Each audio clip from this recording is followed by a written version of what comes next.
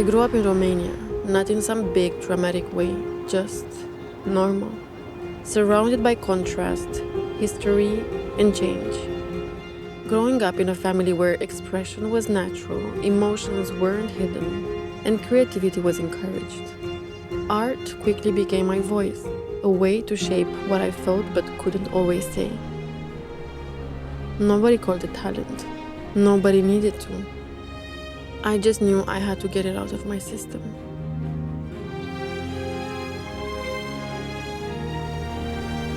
Even then, I wasn't copying things to make them look nice. I was interested in feeling, in mood, that weird tension between light and dark.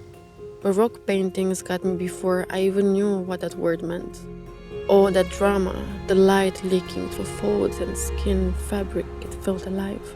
And later, when I discovered Impressionism and Matisse, it all just clicked. He wasn't only using color, he was color.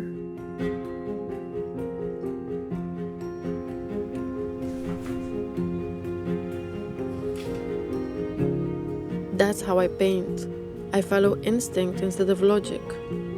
And sometimes I don't know what I'm making until it's halfway done and already telling me something I didn't expect.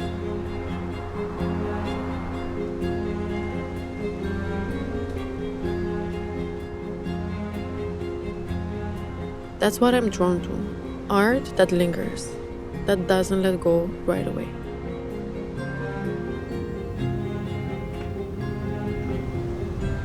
And travel, that's what lights the whole thing up. Living doesn't always feel dramatic. Sometimes it's quiet. You watch things blur past the window and wonder what you're taking with you. I don't travel to get away from things. I travel to shake myself up, to step out of whatever routine that crept in without me noticing. Visiting a city for the first time flips a switch in my brain. The second I land somewhere, my attention resets. Everything gets louder. The colors, the texture of the walls, the way light dances. I wanted more of that feeling, the jolt of aliveness. So I left, hoping a change of scenery might unstick something inside me. A new place and a new language, no one expecting anything from me. Exactly what I was looking for. I walked everywhere, sat in corners of museums, took pictures of cracked sidewalks and strange reflections in glass. And I painted. A lot. No plan, no structure, only whatever came out. Sometimes it was just a splash of color or a shape I'd seen that morning.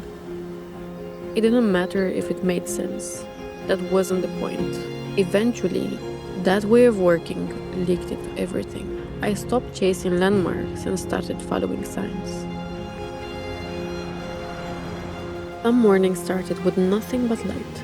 No destination, just a sketchbook, a road to follow, and enough quiet for whatever showed up. The kind of silence that doesn't rush you. Canada slowed me down in the right way. There was so much green, it didn't feel real at first. Like the air had a color, like it had weight. You walk through that much quiet, and your nervous system finally stops racing.